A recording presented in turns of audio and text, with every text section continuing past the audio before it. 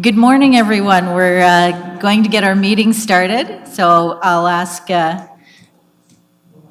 Peter to sneak on over to his seat there.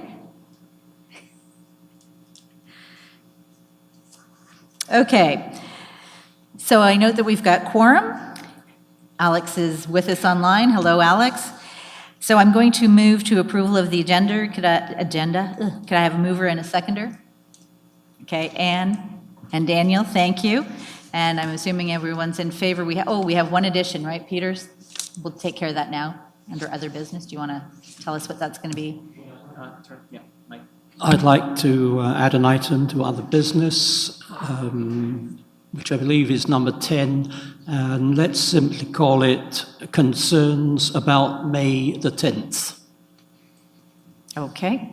Thank you.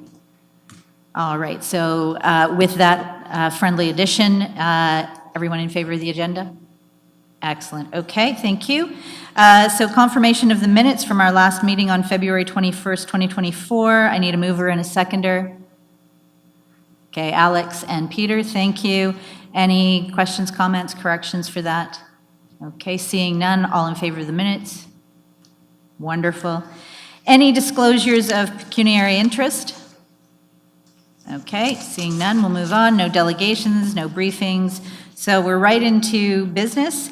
No pre-consultations, policy development and implementation.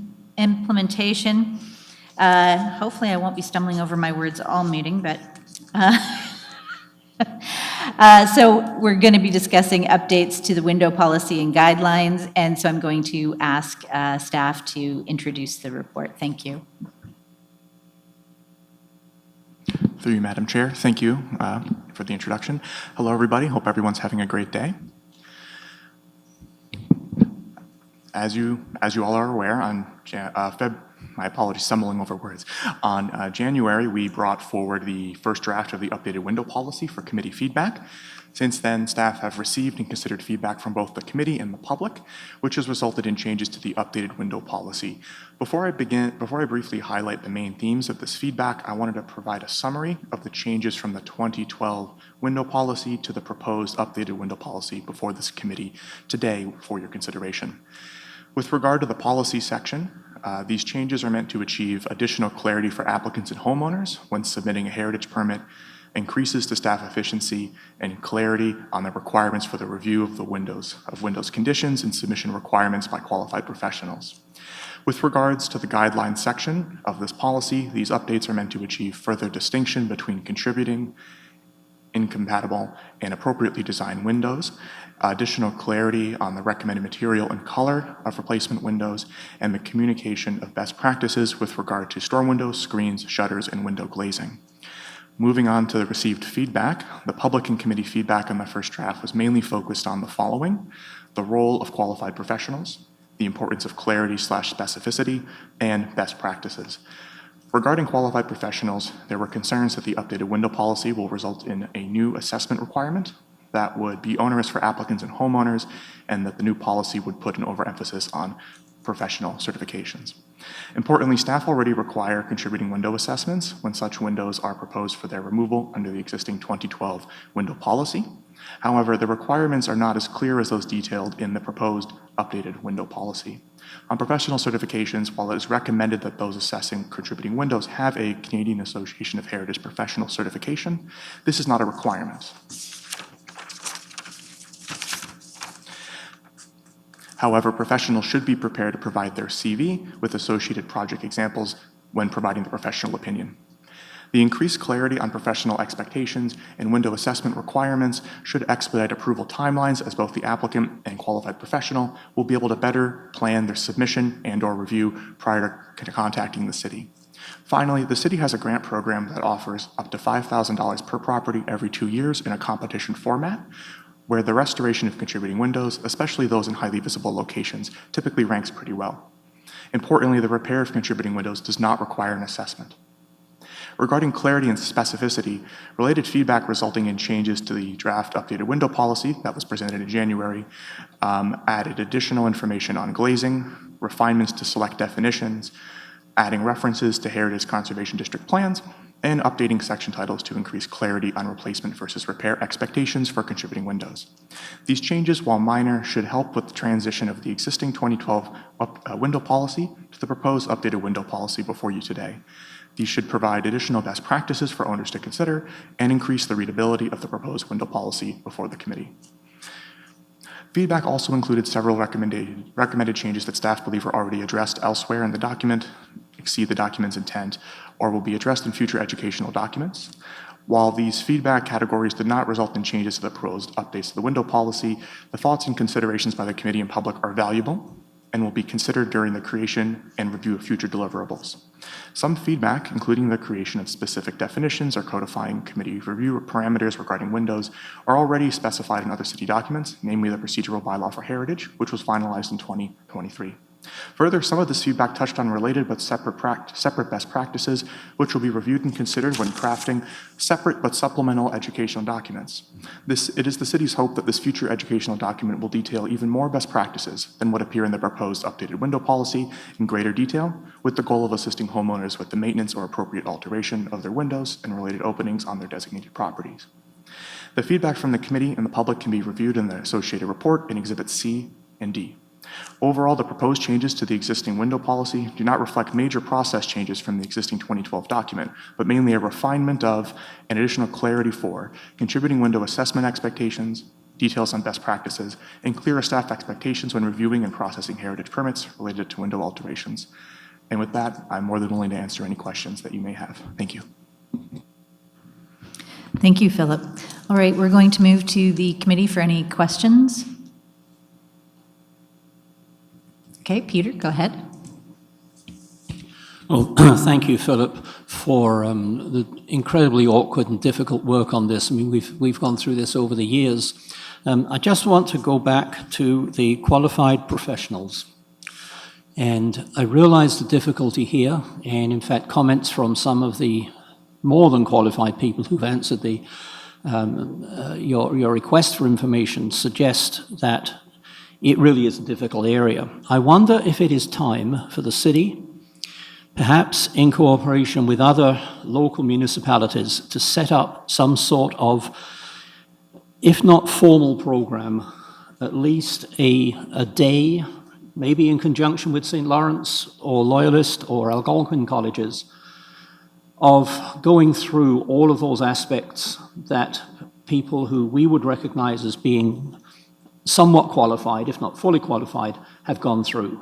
It would include a talk about what the Heritage Act asks, it would talk about best practices, all those sorts of things. And while, again, the city, I know, does not like referring applicants to particular people, it would at least be able to produce a list of those who had attended such a session and had shown a serious interest in heritage windows. Thanks. Okay, would staff like to comment on the suggestion? Briefly, yes. Okay. Through you, Madam Chair. I can't really comment on that in this venue. It's a bit beyond the scope of this discussion. But I will say that the city is working with the Frontenac Heritage Foundation about a list, producing a list, an available list of qualified professionals that could be of use for the community. And I look forward to that coming forward, and I'm hoping that these professionals who have expertise in windows will be included in that. Thank you. Okay, that sounds like a good step forward. Anyone else from the committee with questions? Okay, seeing none. Any questions from the public? Okay, seeing none, I need a mover and a seconder to call the vote that the Kingston Heritage Properties Committee recommends to Council that the City of Kingston window policy and guidelines attached as Exhibit B to Report HP 24016 be approved. Okay, Alex and Peter again, and all in favor? And that passes. Thank you very much for all the hard work, committee and staff. I know that there's probably quite a bit of back and forth on that. So next, we're on to the update on the response to the Bill 23 changes to the Ontario Heritage Act. And so I'm going to ask staff to introduce that report, please. Thank you. Through you, Madam Chair. So today I'll be discussing an update on response to Bill 23 changes to the Ontario Heritage Act. In May of 2023, staff presented to the Heritage Properties Committee a report that described changes to the Ontario Heritage Act as a result of the More Homes Built Faster Act. This May 2023 report also proposed a work plan that responded to those changes. This work plan sought to designate or delist non-designated properties on the City of Kingston's Heritage Register by the end of 2024. The information report brought today is an update on the progress staff have made on this designation project. Work on the designation project is comprised of various tasks, including historical research and analysis, evaluations using Ontario Regulation 906, drafting designation bylaws, communication with property owners, and preparation of designation reports. To advance this work, staff have organized properties into blocks, using several criteria. This system has aided the heritage planning team in prioritizing properties for designation. So, as of February 15th, 2024, approximately 150 properties have been evaluated using Ontario Regulation 906. 103 properties are either designated under Part 4 of the Ontario Heritage Act, or are within the designation process, and 118 are in the process of review. It should be noted that as research and evaluations advance, it is possible for a property to move from one block to another. Finally, outside of the designation project, it should be noted that the More Homes Built Faster Act also required updates to the format of the City of Kingston's Heritage Properties Register. These have been completed, and the register is now online and accessible via the city's website. Thank you. Thank you for the report, and I'm going to open it to questions in just a minute, but congratulations, team. I am totally impressed with the time, the effort, the work. This is well done. So I will open it to the floor for questions about this. Okay, I'm not, oh, Anne, go ahead.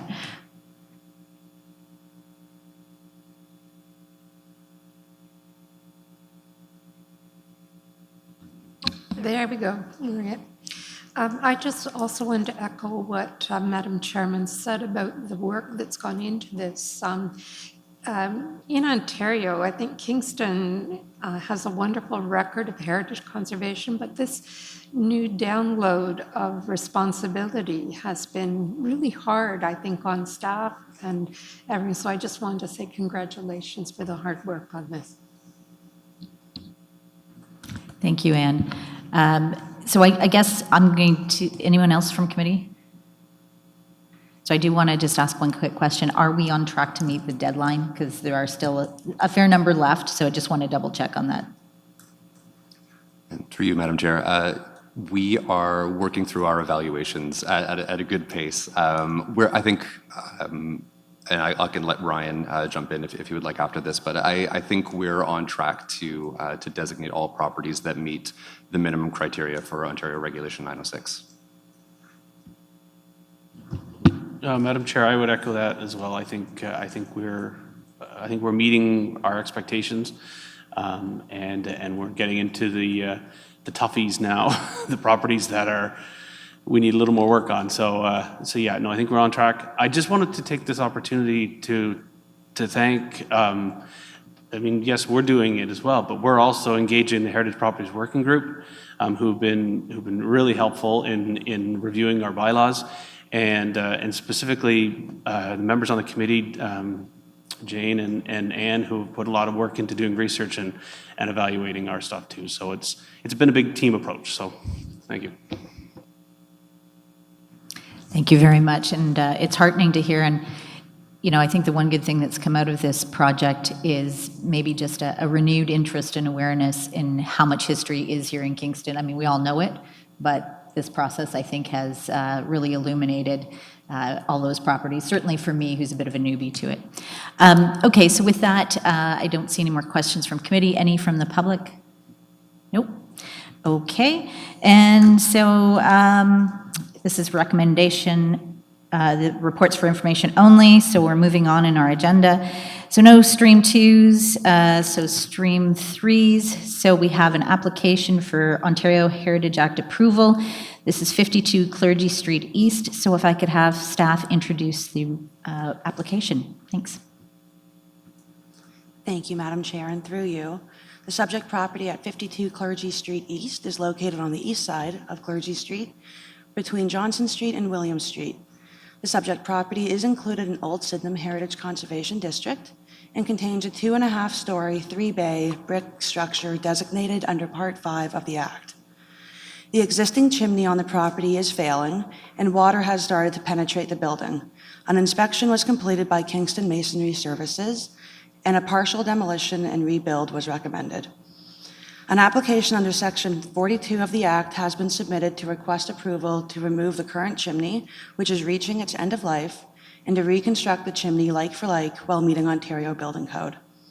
The applicant has not been able to provide staff with exact dimensions of the chimney at this point. However, they have confirmed that the proposed reconstruction of the chimney will be completed using like for like detailing and dimensions. As part of this application, a condition was added into the report outlining that prior to any work starting, we would require the conditions of the current chimney, and that information will be provided to staff just for our records purposes and to confirm the final design of the chimney.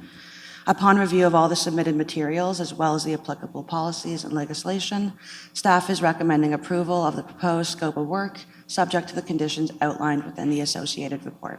Thank you. Thank you for that. So now I'm going to move to the members of the committee for questions, just reminding you that this is a Part 5, so any questions from committee? Okay, and I'm seeing none. So any questions from the public? Okay, go ahead. Thank you, Madam Chair. I certainly have no problems with this application, but the question seems to arise, why wasn't this handled under delegated authority? And I think, but I don't know, I think the answer may be that the delegated authority policy doesn't, although it does say like for like replacements can be handled that way, it probably doesn't mention chimneys specifically. Given that, the other question is, why didn't this come to the round table to get input from whoever is there? And I notice the three members of the committee who commented and supported this application often come to the round table. I think when the round table was developed through the working group, there was an understanding that it could be used in cases where it wasn't clear whether delegated authority was acceptable or not. If it came to the round table and there were no objections, it should be okay for delegated authority. But that didn't happen in this case. I don't know whether staff want to comment on that or not. Okay, thank you. Staff, do you want to make any comment with regards to that? Yes, thank you, Madam Chair. To answer those questions, this application had been deemed incomplete for quite some time. When the correct information came in and the application was able to be deemed complete, unfortunately, there wasn't enough time to bring it to Roundtable. One of the reasons why we brought it through Stream 3 and not a delegated authority was because it is designated as Part 5, being in Old Sydenham Heritage District. Chimneys are an attribute there, and we wanted to make sure that we were giving it the appropriate consideration. It was also one of those situations that because we didn't have the finalized designs, because they couldn't get scaffolding up without approval beforehand to get those details, we wanted to give the applicant some time to get those details for us. So we wanted to bring this forward and be very transparent about this change that was happening, just to be safe. Thank you very much for that explanation. It sounds like consideration was appropriately given to the changes. Okay, so seeing no more members of the public, I'm going to ask someone to move and then second the recommendation that the Kingston Heritage Properties Committee supports Council's approval of the alterations at 52 Clergy Street East. I won't read them all, but go ahead, Anne and Daniel, thank you. Does anybody have any last questions before we call the vote on this? Okay, seeing none, all in favor? And that passes. Thank you very much. All right, so we're on to notice of intent to designate under the Ontario Heritage Act.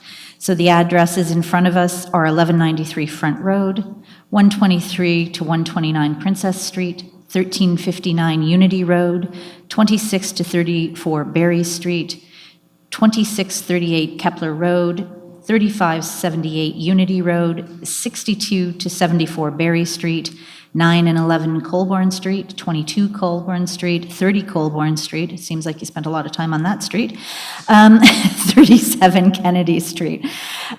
So with that, I'm going to ask staff to introduce the potential properties for designation. Thank you. Thank you, Madam Chair. So yes, this report is background regarding another 12 properties that have been determined to have cultural heritage value. It should also be noted in this group that the two properties on Berry Street, portions of them were designated under Part 4 in 1987, but this amendment, or this group includes an amendment to those bylaws to meet the current standards and to include the buildings on the property that are currently listed but not included in the designation. So I just add a wrinkle to our process, but it follows the same stream and the same steps as the designation, so it was felt it made sense to lump them all together. I should note in our thanks that I failed to, and I really shouldn't, that we should recognize Alex Rouse-Thompson of Heritage Studios, who has been retained to help us with this project. And she had the rather daunting task of looking at those Berry Street properties, which included some pretty dramatic buildings and a lot of detail and work. So I want to publicly thank her for all her work and time in this project. So this group is an interesting one. It includes a wood frame house from the early days of Portsmouth Village, 3 rural farmhouses, 1 brick and 2 limestone, that represent a range of 19th century vernacular construction, a rare limestone farmhouse with Italianate influences in the West End, a prominent downtown commercial building, a series of buildings that contribute to the character of Colborne Street, including the former manse of the Queen Street Methodist Church, and a collection of architecturally and historically significant buildings from the late 19th century adjacent to City Park on Berry Street. The owners of these properties were provided with the draft bylaws and general information by registered mail. They were invited to an open house on February 21st, and I'm happy to say that all 12 of the properties meet the provincial criteria for evaluating cultural heritage value and are recommended for designation. The notice of intent and the bylaws are prepared in accordance with the recent updates to the Heritage Act, and we recommend approval. Thank you. Thank you. So I'm going to move to the committee to see if there are any questions on the list of properties. Okay, seeing none, I'm going to go to the public. Are there any questions? Nope. Wonderful. All right, so I need someone to move and second the recommendation that we designate these properties. So, okay, Peter and Jane, and all in favor?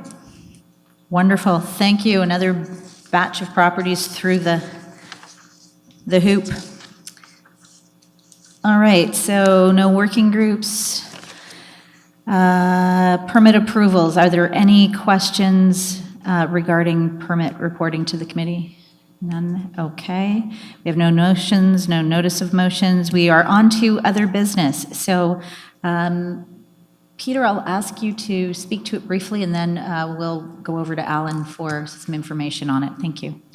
Okay, thank you very much, Madam Chair. I'm not sure if it's a bylaw or what, which says that this committee cannot meet unless it is at a formal meeting. And as soon as a majority of the committee arrive, say at a site visit, we have to abandon the site visit. And I'd like some clarification on this for the next meeting, because on the 10th of May, Friday the 10th of May, Craig Sims, who is a resident of Barrowfield, an accepted Canadian expert on heritage, is presently working on the Parliament buildings in Ottawa, is giving a tour of Barrowfield Village as part of, it's 1 week late, but it's part of the Jane's Walks series, which happen around the world and what happened in Kingston on the 3rd and 5th of May. I think that the whole committee should be present at that talk. I think the whole council should be present because it will talk about what heritage districts are, their assets, their difficulties, the problems of living in them, the problems of maintaining a house in them, etc., etc. And I would ask you, Madam Chair, if you could, to find out through Alan and others just what the legalities of what happens if all of the committee shows up to that talk. Thanks. Okay, thank you, Peter. Well, it's certainly not the first time we've dealt with this. I will let Alan address it as he's the legal expert in the room. Thank you. It's a good question and a question which I'm grateful to get a heads up on before this second. This is an issue that arises out of the wording of the Municipal Act, so it's the same principle applies to this committee as to council itself and all councils in Ontario. A meeting occurs when you have an agenda and a location and public notice and all the aspects that we have when whether council meets in this room or the committee meets or other committees meet in this room. The definition of meeting under the Municipal Act is the principle that this question turns on. And a meeting occurs where you have a quorum and members, so that's the first of two principles. So you have a quorum of members present, whether it's council or committee, and members discuss or otherwise deal with any matter in a way that materially advances the business or decision-making of the council or committee. So, my recommendation in a situation like this, which could be happening at a Christmas party, it could be happening at an after-election gathering where people congratulate or commiserate, is that a letter goes to the clerk confirming the event, saying there is a potential for a quorum to be present, whether of this committee, other committees, or council itself, but that the intention is, as Mr. Gower set out, an educational process of a general nature and not the discussion of any matter that materially advances the business and decision-making of council or committee. Now, we realize in some gatherings like this that we may encounter, with the members of the public especially, a topic could arise. And it's important that the wording is materially advances. When a topic arises, I've in the past, and former city solicitors have advised, that is the moment when councillors take a walk and go look at the tree and move away, because if you're especially in an outside location, it's perfectly normal to do that. So being aware of the rule is the best defense. That being said, these matters are generally, because I believe this is mirrored in the Heritage Procedural Bylaw, I'd have to check, but these are the kinds of matters that can involve an integrity commissioner question, and that can come from any person. So it is careful to do it correctly and make sure that it's very clear that this is a public gathering at which persons, either of council or committee, could be present, and that the intention is to not materially advance the business of decision-making of the committee. Any questions?